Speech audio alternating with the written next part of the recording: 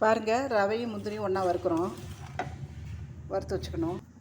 பொட்டுக்கடலை வறுத்துக்கிட்டோம், உளுந்து வறுத்துக்கிட்டோம், வேர்க்கடலை வறுத்துக்கிட்டோம், பாசிப்பயிறு வறுத்துக்கிட்டோம், அரிசி வறுத்து வச்சுக்கிட்டோம். இதோட 2 ஏலக்காய், 2-3 ஏலக்காய் போட்டுக்கலாம். இப்போ ரைஸ் பண்ணிக்கலாம். நல்லா நைஸாக அரைச்சிக்கணும். பாருங்கள், அரிசி அரைச்சிக்கிட்டோம். நல்லா இந்த பதத்துக்கு அரைச்சிக்கோங்க. வேர்க்கடலையை அரைச்சிக்கலாம். இந்த மாதிரி அரைச்சிக்கோங்க.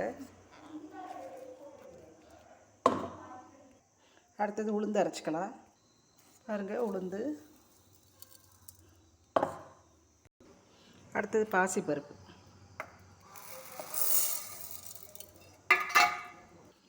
பாருங்கள், பாசிப்பருப்பு அரைச்சாச்சு. அடுத்தது முந்திரியும் ரவையும்.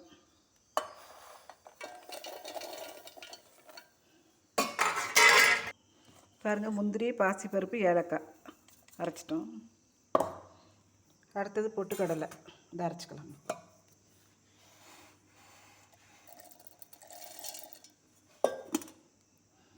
பாருங்கள், பொட்டுக்கடலை அரைச்சாச்சு.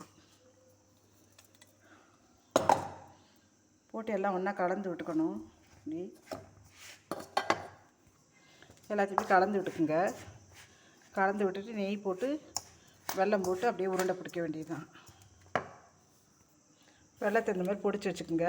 இந்த மாதிரி கட்டி இல்லாமல் பொடிச்சு வச்சு,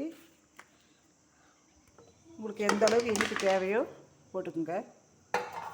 சுகர்காரங்களாம் சாப்பிட்லாம். நல்லா பேஷண்ட்டுங்க, குழந்தைங்க போட்டு நல்லா கலந்து விட்டுக்குங்க.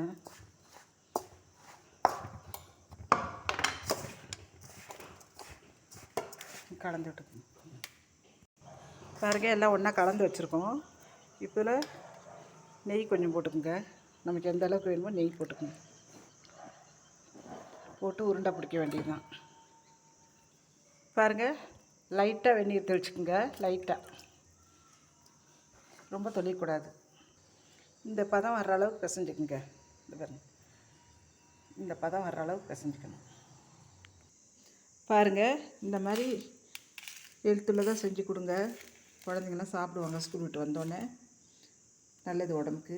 பெரியவங்களும் சாப்பிட்லாம், சுகர்காரங்களும். சூப்பராக இருக்கு பாருங்கள்.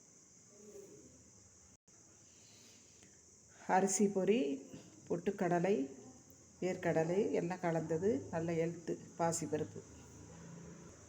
நீங்கள் ட்ரை பண்ணிவிட்டு என்கிட்ட சொல்லுங்கள் எப்படின்னு.